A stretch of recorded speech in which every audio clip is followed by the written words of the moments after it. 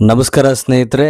ಮಾಜಿ ಮುಖ್ಯಮಂತ್ರಿಗಳಾದ ಶ್ರೀಯುತ BS ಯಡಿಯೂರಪ್ಪ ಸರ್ ಅವರ ಧ್ವನಿಯ ಅನುಕರಣೆಯ ಮೂಲಕ ನಮ್ಮ ಜಿಲ್ಲಾಧ್ಯಕ್ಷರು ಕರ್ನಾಟಕ ರಾಜ್ಯ ಸರ್ಕಾರಿ ನೌಕರರ ಸಂಘ ಹಾವೇರಿ ಜಿಲ್ಲಾ ಘಟಕ ಶ್ರೀಯುತ ಮಲ್ಲೇಶ್ ಕರಿಗಾರ್ ಅವರಿಗೆ ಜನ್ಮದಿನದ ಶುಭಾಶಯಗಳನ್ನು ಹೇಳುವಂತ ಪ್ರಯತ್ನ. ಹೇಗೆ ಬಂದಿದೆ ಅಂತ ಪ್ರತಿಕ್ರಿಯೆ ನೀಡಿ. ಬಂಧುಗಳೇ ನಮಸ್ಕಾರ.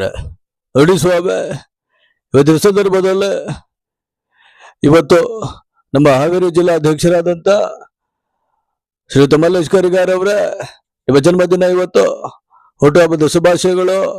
ಭಗವಂತ ನಿಮಗೆ ಆಯುರ ಆರೋಗ್ಯ ಆಯುಷ್ಯ ಎಲ್ಲವನ್ನ ಕೊಟ್ಟು ಆಶೀರ್ವಾದ ಮಾಡ್ಲಿ ಅಂತ ಈ ಸಂದರ್ಭದಲ್ಲಿ ನಾನು ಕೂಡ ಹಾರೈಸ್ತಾ ಇದ್ದೇನೆ.